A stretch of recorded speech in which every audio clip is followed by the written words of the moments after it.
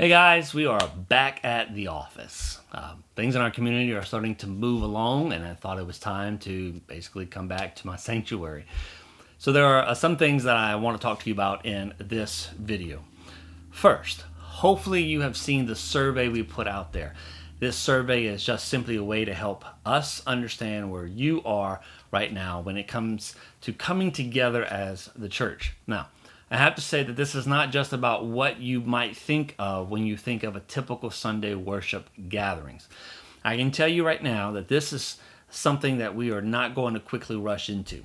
However, we are talking in a more general way, and really think of any kind of church gathering where people come together for different reasons. It's a very short survey, and we are asking you to fill it out and submit no later than Friday morning. And that afternoon, we will take a look at the results, and I will give you an update. And based on the feedback and maybe just the use of a little wisdom, we will plan accordingly. Now, up to this point, our discussions have mainly been about possibilities. That is, what we might be able to do, what those things might look like, how different things will be. But now, we are in a place where we might actually be able to safely do some of those things. That being said, regardless of what the path looks like, what we need is a bit of patience and a ton of grace. And my experience over the last 8 years is we have a ton of both. Okay, so with that being said, and in light of where we are, I want to share something with you. It is from a series that we did back in December of 2019 called What Does Love Require of Me? I'm going to share a video that was recorded on December 8th. And it's a message I titled, Sit in the Tension. And I want to share it with you because I think it is so fitting for where we are right now. Now, I could just simply repeat everything that I said, but I think it would be better if you just watched it in its context. We have so many moments, say, in our lives that prepare us for moments that we're not in, or maybe situations that we haven't found ourselves in yet. It's like a pre-game game plan. In fact, you can go back and review many of the series that we have done together and see how in many ways, as weird as it may seem, we have been preparing for this moment. Yeah. And all of the stuff that you've picked up and learned over time, now it comes into play. You know, the things that you picked up that would help you in situations like this. What? You don't remember? Well, take a look at this. And you may be wondering, what does it mean to sit in the tension? Jesus said the defining characteristic of those who follow him is in how they love one another. And so Jesus says that you are to love one another as I have loved you. And so we look at how Jesus responded and reacted, how he treated, how he loved people. And if you're like me, there may be instances in which you looked at how Jesus responded, and maybe there's a bit of confusion, or maybe just a little bewilderment, or maybe puzzled at why Jesus responded this way here and this way here. And in fact, you might look at some of the things that Jesus did, and you might actually feel some tension that goes with that. As an example, if you look in Luke chapter 18, you have this guy who is commonly referred to as the rich young ruler. And he comes to Jesus and he says, hey, what do I need to do to inherit eternal life? It's a good question, right? I mean, it's like the golden question of the age. And what's the answer here? What do I need to do to inherit eternal life? And so Jesus goes through this conversation with this guy. And ultimately what Jesus says is, listen, go sell everything you have, give it to the poor, and follow me. Now, we have a tendency of reading that, I think, at times, and we don't really give it a whole lot of thought. But let's just be honest here. What Jesus asked this guy to do, that's a hard thing. Like, I know you read the story, you're like, yeah, go sell all you have. Give it to the poor, follow Jesus. Who wouldn't do that? That's a hard thing for Jesus to be asking this man to do. I don't question why this man didn't do it. I mean, he went away sad because he had great possessions. I have no question as to why he didn't do it. But let's just be honest for a second. That's a hard thing to do. And if you don't think it's a hard thing, just think about all the things that you have a problem with letting go. What are some of those things that you would have a difficulty giving away right now? And it could just simply be one thing.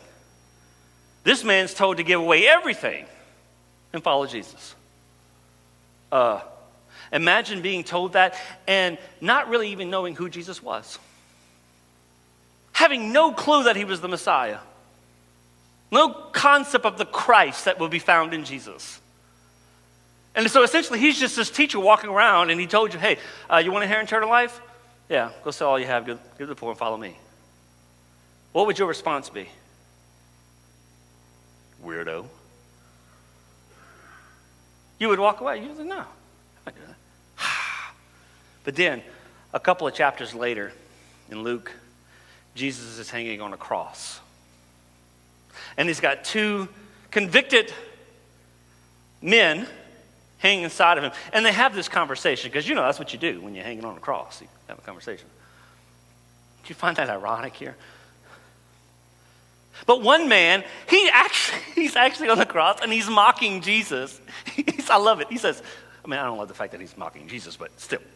He says, look, you can't even save yourself. If you're this guy, why don't you save yourself, right? And the other guy's on the cross and he's looking at this dude and he's like, bro, we actually deserve what we got here. But not this man. I can imagine Jesus saying, yeah, you're right about that. No argument there. But then Jesus tells this man something. He says, truly, I say to you. And when you see the word truly, truly, or verily, verily, I think is how the King James puts it. Truly, truly, it's the idea of pay attention. I'm about to say something that's going to go against the norm. I'm putting my honor on the line, and so I'm telling you this is so. In other words, I am about to violate all expectations here. I'm about to say something that is going to throw everything out the window. And he says, truly I tell you, this day you will be with me in paradise. What? Just a few chapters earlier, he tells the guy to go sell everything he has, give it to the poor, and follow me. And this dude gets in last minute? Are you kidding me? Like, he didn't even have to rededicate himself. There's no deathbed confession here. It's just, hey, you know what? Today you'll be with me in paradise. Now, from the outside, we look at that and it looks like, what is going on here? You tell a guy to do the hardest thing in the world to do, and this guy, well, he don't have to do anything because he lost it all anyway, and so he just gets a free ride in. Now, I get by me just simply stating that and stating it that way, you might actually feel some tension right now because you feel like you have to explain away exactly why things unfolded the way that they did. And that's what happens. See, I would respond to those different responses from Jesus as saying simply this. That's what love does. You see, because when you're asking the question, what does love require of me? It requires different things in different situations, which is why in John 8, Jesus was able to say, listen, I don't condemn you. Now go and don't sin anymore. And then he turns right back around and he tells some people who had believed in him, he says, your father is the devil. Don't you see? I read that, I'm like, wow. Like, I don't condemn you, it's okay. Your daddy's Satan. Like, what's going on here? Like, how did this, because that's what love required. And so love, that's what love does. From situation to situation, it demands different things. Now, it's one thing for us to be on the outside, right? We take this book and we read these statements and we say, okay, this verse here and this verse here and this point here, this principle here and this thing over here. And we bring it all together and we're like, okay, I'm okay with that conclusion. I understand now why this happened the way that it happened. It's easy to sit down after the fact with all the information in front of you and say, yeah, I can explain that away. That makes sense to me. Ooh, but it's another thing to actually be in the situation, sitting in tension and responding the same way as it's happening. That's a different story. That's a hard thing to do. That's a difficult thing to do because you feel the tension. Now, what is this tension? What are we talking about when we talk about this tension? Well, what I call tension here, it's obviously something that you feel, right? It's a uncomfortable feeling.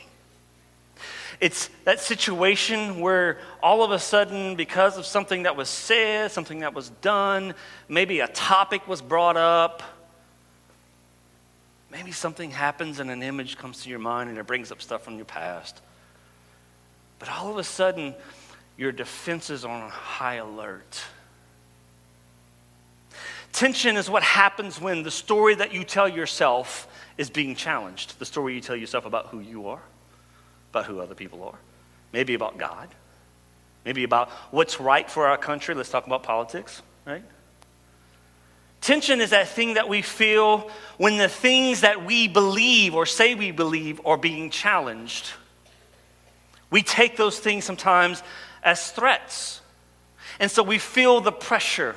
And when we feel this pressure, we feel the need to relieve the pressure, right? And so one of the things we do is often we immediately push back. And we throw the pressure onto the other person or the other people or the situation. What we don't realize is oftentimes when we push back, we actually escalate the tension. See, because we don't like that tension, and our knee-jerk reactions oftentimes is to push it off, to relieve it.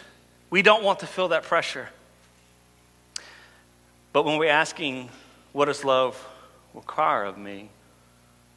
Well, it requires me to sit in the tension and not to run from the tension, because it's in the tension where love works.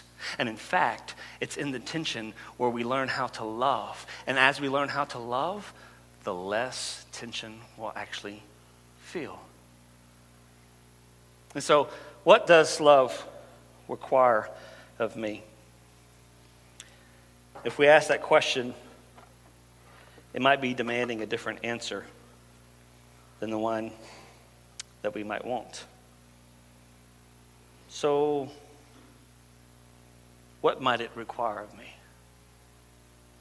If I'm sitting in the tension and I ask this question, love might be saying, hey, shh, be patient and be kind. If I ask, what is love requiring of me in this moment? Love might be saying, hey, you need to deal with your jealousy. It's time that you address it. Hey, you don't need to be boastful. Or let go of your pride. If I'm in the situation and I ask, what does love require of me? It may say, stop being rude. If I ask, what does love require of me? It might be saying, hey, you don't have to always get your way. If I ask, what is love requiring of me? Love might be saying, hey, you're irritable for a reason. Learn to deal with it. Figure it out.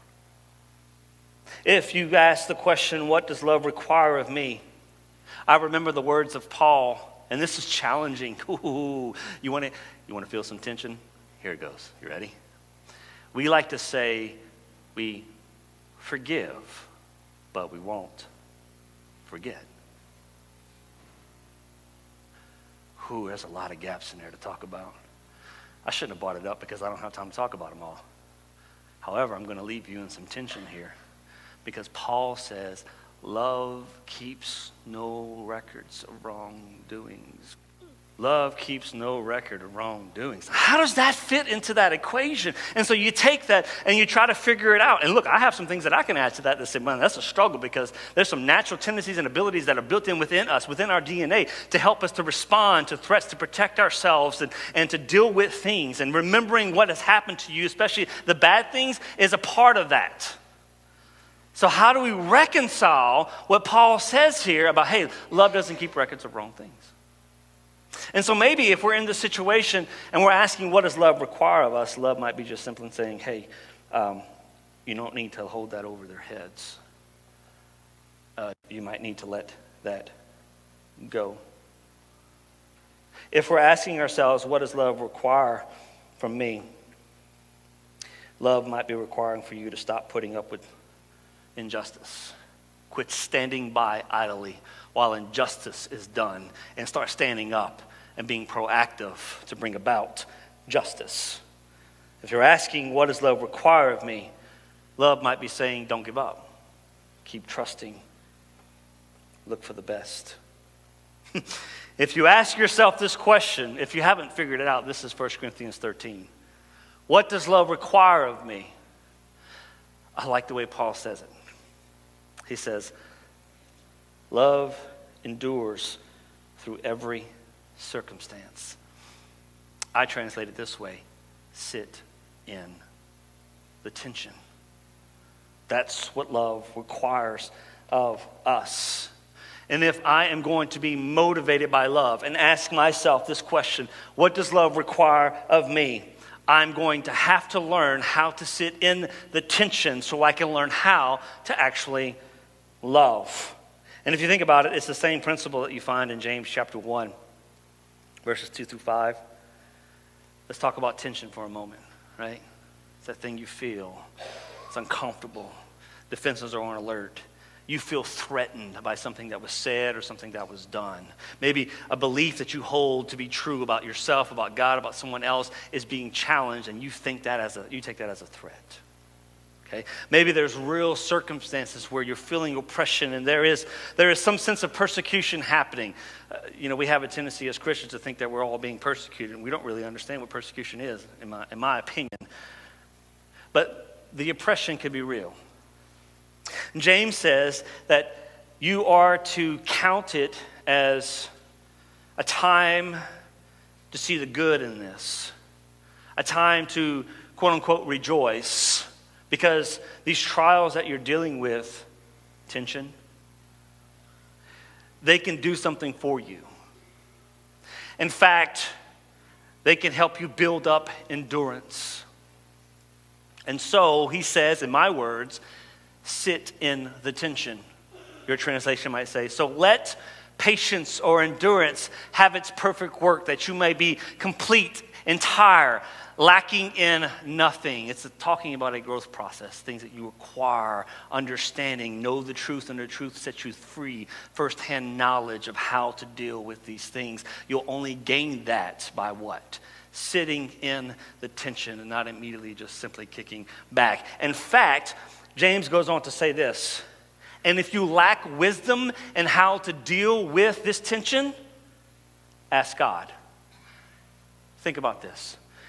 What good is it to ask God for wisdom if you're not willingly sitting in the tension trying to figure out how to love in this moment? So James says, sit in this tension. And so just because we feel this awkwardness, this uncomfortableness, this sense of being threatened or being challenged because we come across people who think differently from us or who believe differently from us. Think about this. Think about this. You, as a Christian, have certain beliefs, certain principles that you claim guide your life, certain things that hold to be true to you, the reasons why you do some of the things that you do, certain things that you believe to be objectively true. And then you have those that you might come across who are not Christians. The world's filled with them. They have a different set of beliefs. different principles maybe that guide their life, different things that they hold to be true objectively. And what happens sometimes, and based on my experience, and I've been guilty of this as well, when we typically cross paths with people who are not Christians, we treat them like as if they are. We're the ones who signed up for this. They did not. But we all of a sudden feel like we have to treat them or have the power to treat them like they signed up for something they didn't sign up for. Does that make sense? Does that make sense at all? In fact, when Paul says, I love this, Paul says that when you come across those people, 1 Corinthians 5, verses 11 through 13, he says, listen, those of us who have signed up for this have no business judging those who have not. He says, what business do I have of judging those who are not in the church? In other words, we don't hold them to the same standard. And we shouldn't be surprised when people don't believe like us. Don't hold to the same principles, the same standards. See, but for some reason, when we cross those paths, sometimes we feel this tension. It's like we feel threatened, and we have to force what we believe and what we see, our perspectives, our opinions, our beliefs, on other people. Why do you think we respond that way? And when we do, sometimes look, we push back, we get argumentative. We got to hold our stance. We lash out verbally, or maybe in our minds at least, we feel the need to, right? Or maybe we just all walk away in our minds thinking, they're just stupid. They're just ignorant. They just don't know. And we justify our positions in our heads without sitting in the tension and saying, hey, what does love require of me when I cross paths with people who don't see things the way that I see? When people don't believe what I believe? Why do I feel threatened when someone else believes something about God that contradicts what I believe? Why do I feel this need to aggressively push back? Because we don't like the tension. We don't like tension. And we want to do what it takes to relieve the pressure. And sometimes that's all we know how to do. See, but love requires a different response. And so when we ask ourselves the question, what does love require of me? It requires us to sit in the tension. See, sometimes I think we just need to sit in it and not just look for the quickest ways to relieve it. Yeah, it's uncomfortable. It can feel threatening. It can be challenging. But sometimes the tension we feel when we cross paths with someone who doesn't see things the way we do tells us more about ourselves than anything else. Let me give you an example. You have certain things you believe about God. Who God is, what God does. You might call them attributes of God. And you hold those things to be true. You're confident in your beliefs. And then someone comes along and they challenge those beliefs. Maybe they don't believe certain things about God. Maybe they say, well, how can he really be all-knowing?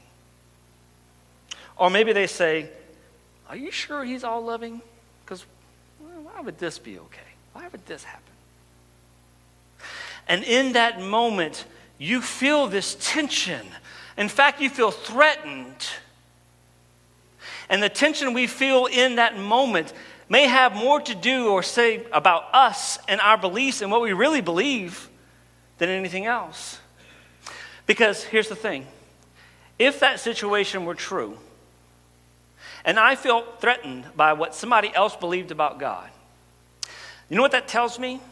It tells me that I am not as convicted or confident in my beliefs of who God is. I won't see, you see, if you're confident in what you believe, you won't see any alternative views as threats. If anything, you'll see them as opportunities. And in fact, if you're asking, what does love require of me? You will seize those opportunities. Maybe it's just an opportunity to have a conversation. Maybe it's an opportunity to begin to understand from the other's perspective. Regardless, when we ask, what does love require of us? It really requires us to sit in that tension and to learn how to love. So, if I said, hey, I'm not sure if the world was created in 6 days, how does that make you feel? What if I said, hey, this whole Genesis 6 flood thing, that's kind of hard to believe. If I said, I'm not so sure that it just doesn't logically make sense that Moses and the children of Israel were in Egypt, first of all, but secondly, that they actually crossed the Red Sea. I just don't know about that. How does that make you feel? What if I said, you know what? I just don't know about this whole resurrection thing. I mean, Jesus was a good man, and virgin birth, does he had to have what's the point? If I gave you any alternative views of stories, conclusions that you come to from the Bible, and these are all just simply examples. Watch them, have people come up to me. You don't believe this? You don't believe this? You don't believe this? No, that's not what I'm saying. I'm asking you, how does that make you feel? Because increasingly more and more, and it's always been the case, more and more you're going to come across people who say that they are Christians, and I have no reason to believe they're not. But they challenge the things that they're being taught. They're challenging the veracity of these accounts. They're challenging lots of things, and they just simply have questions. My question to you is, are you going to feel threatened by that? Or are you so confident in what you believe that you're going to be able to walk alongside other people and answer the question, what does love require of me? And not feel threatened. There's lots of situations, that we can come to and feel tension. I present the situation that from a biblical perspective, that is, biblical views, things that you hold to be true, stories that you read, conclusions that you've come to from the Bible. Those are things that I think are best fitting to deal with this topic. But there are also other situations in your life that will cause tension. Maybe you and your spouse see things completely different about something.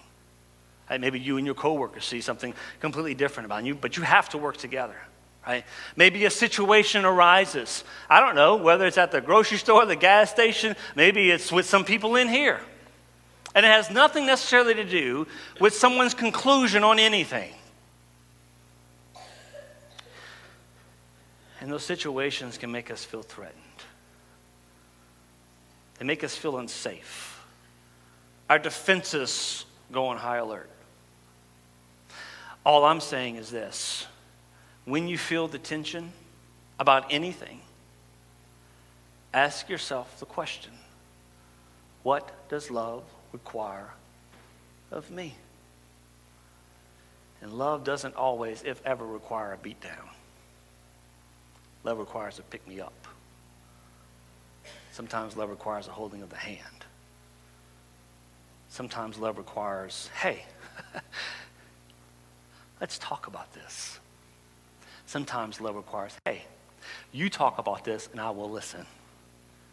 Sometimes love requires different things for different situations. And while it's really easy to say how you would respond and what you would say and what you would do when you're dealing with a situation from the distance, it's another thing to be in the situation, to be faced with it, and to ask yourself, so, what does love require of me here in this moment? I tell you what love does require. Sit in tension. Sit in it.